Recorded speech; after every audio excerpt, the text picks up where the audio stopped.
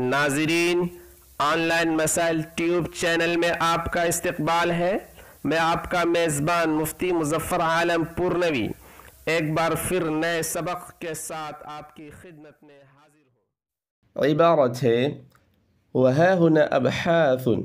الأول أنه لا دليل على انحسار الأعيان في الجواهر والأجسام، وأنه يمتنع وجود ممكن يقوم بذاته ولا يكون متحيزا أصلا كالعقول والنفوس المجردة التي يقول بها الفلاسفة.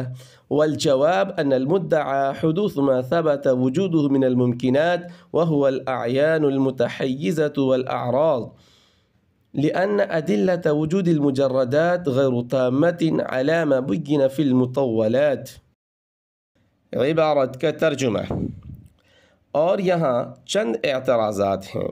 پہلا اعتراض یہ ہے کہ اعیان کے جواہر و اجسام میں منحصر ہونے پر کوئی دلیل نہیں ہے، اور نہ ہی اس بات پر کوئی دلیل ہے کہ ایسے ممکن کا وجود محال ہے جو قائم بالذات ہو اور کسی حیز میں نہ ہو، جیسے عقول اور نفوس مجردہ جس کے فلاسفہ قائل ہیں۔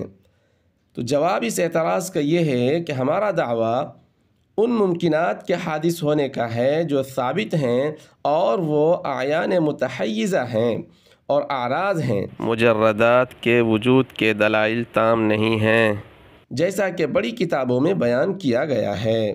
عبارت کا مطلب وہا ہنا ابحاث. ابحاث یہ بحثن کی جمع ہے۔ یہاں پر مراد اس سے اعتراض ہے کہ یہاں پر چند اعتراض ہیں۔ چند سے مراد 3 اشکال مصنف نقل کر رہے ہیں اور اس کا جواب دے رہے ہیں۔ آپ کے ذہن میں یہ بات ہوگی کہ اس سے پہلے مصنف نے عالم کے حدوث کی دلیل بیان کی ہے۔ اب یہاں پر کہہ رہے ہیں کہ یہاں پر اعتراض ہے، یعنی حدوث عالم کی جو دلیل بیان کی گئی ہے اس دلیل پر 3 اعتراضات ہیں۔ بالترتیب ہر اعتراض کو ذکر کیا جاتا ہے اور پھر اس کا جواب۔ تو پہلے اعتراض کا خلاصہ یہ ہے کہ دعویٰ ہے کہ عالم کے تمام اجزاء حادث ہیں۔ دلیل یہ تھی کہ عالم میں ہم کو 2 ہی چیزیں نظر آ رہی ہیں، نمبر 1 اعیان، نمبر 2 اعراض۔ پھر یہ دعویٰ تھا کہ اعیان اور اعراض سب کے سب حادث ہیں۔ پھر تفصیل یہ بیان کی گئی کہ اعیان میں 2 چیزیں ہیں، بعض اجسام ہیں اور بعض جواہر ہیں۔ تو اب معترض یہ کہتا ہے، یہ اعتراض کرتا ہے کہ اعیان میں ایک تیسری چیز بھی ہے، جبکہ آپ نے اعیان کو 2 میں منحصر کر دیا۔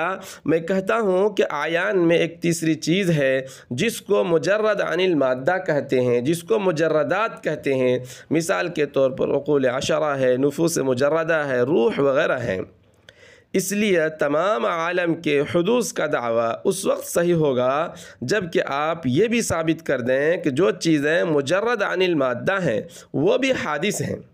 حالانکہ آپ نے اعیان کے حدوث کی جو دلیل پیش کی ہے اس سے مجرد عن المادہ کا حدوث ثابت نہیں ہوتا، اور جب ان کا حدوث ثابت نہیں ہوا تو پھر تمام عالم کے حدوث کا دعویٰ کرنا درست نہیں ہے۔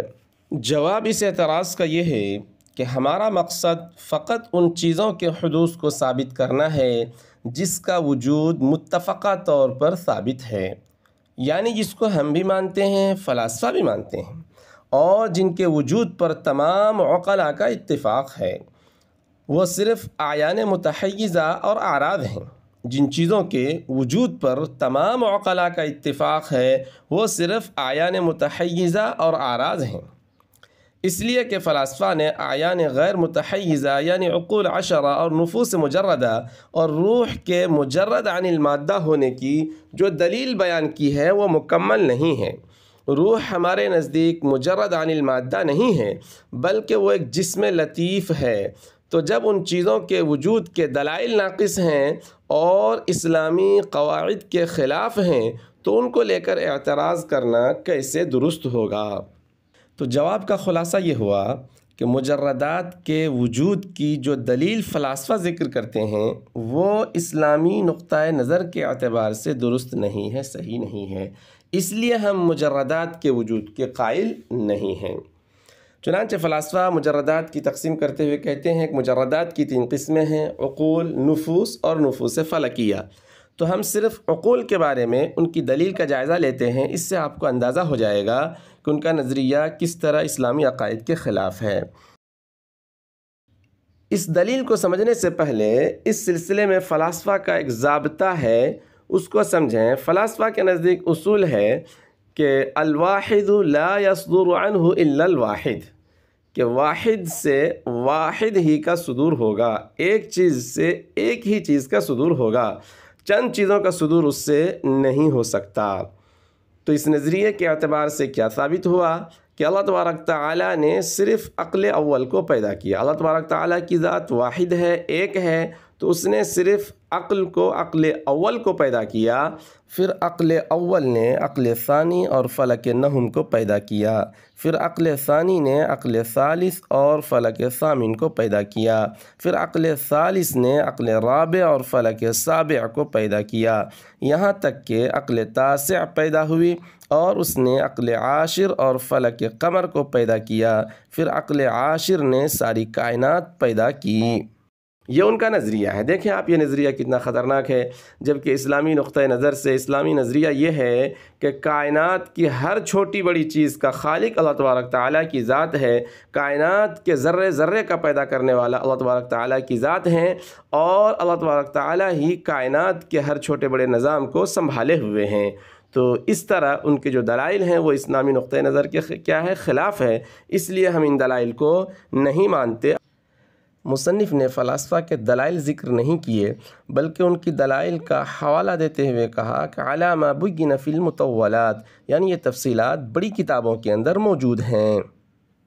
عبارت ہے الثاني أن ما ذكر لا يدل على حدوث جميع الأعراض إذ منها ما لا يدرك بالمشاهدة حدوثه ولا حدوث أزداده كالأعراض القائمة بالسماوات من الأضواء والأشكال والامتدادات، والجواب أن هذا غير مخل بالغرض لأن حدوث الأعيان يستدعي حدوث الأعراض ضرورة أنها لا تقوم إلا بها۔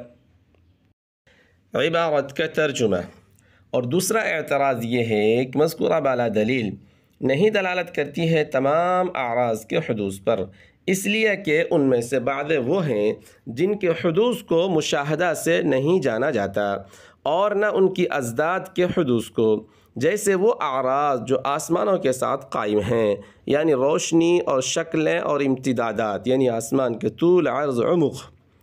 اور جواب اس اعتراض کا یہ ہے کہ بے شک ہمارے مقصد میں مخل نہیں ہے، اس لیے کہ اعیان کا حادث ہونا تقاضا کرتا ہے اعراض کے حادث ہونے کا، اس بات کے بدیہی ہونے کی وجہ سے کہ وہ اعراض قائم نہیں ہوتے مگر انہی اعیان کے ساتھ۔ عبارت کا مطلب۔ دوسرا اعتراض یہ ہے کہ آپ نے اعراض کے حدوث کی جو دلیل بیان کی ہے کہ بعض کا حدوث مشاہدے سے معلوم ہوتا ہے اور بعض کا دلیل سے، اور وہ عدم کا طاری ہونا ہے، اس دلیل سے تمام اعراض کا حادث ہونا ثابت نہیں ہوتا، کیونکہ بعض اعراض ایسے ہیں کہ مشاہدے سے نہ تو ان کے حدوث کو جانا جا سکتا ہے اور نہ ان کی ازداد کے حدوث کو۔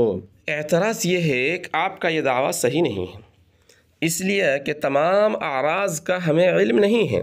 وجہ اس کی یہ ہے کہ دنیا میں جتنی اعراض ہیں تو ان کا ہم کو علم ہے، لیکن آسمانوں میں جو اعراض ہیں اس کا علم ہم کو نہیں ہے۔ مثلا ان کی شکلیں، یعنی آسمان کی شکلیں، ان کا طول، ان کا عرض، ان کا عمق اور روشنیاں وغیرہ، اور جب ہمیں ان کا علم نہیں ہے تو پھر ان کا حدوث نہ مشاہدے سے ثابت ہو سکتا ہے اور نہ ان کے ازداد کا حدوث دلیل سے معلوم ہو سکتا ہے، لہذا تمام اعراض کے حدوث کا دعویٰ کرنا کیسے درست ہو سکتا ہے، یعنی کسی بھی اعتبار سے درست نہیں ہے۔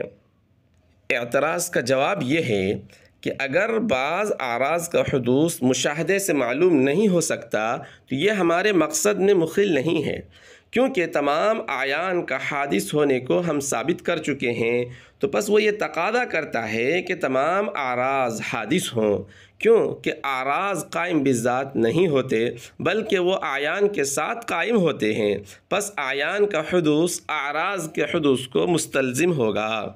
کہ اگر آپ ہمارے اس یوٹیوب چینل پر پہلی مرتبہ آ رہے ہیں تو پلیز چینل کو سبسکرائب کر لیجئے، اور اگر پہلے سے چینل کو سبسکرائب کیے ہوئے ہیں تو ویڈیو کو لائک اور شیئر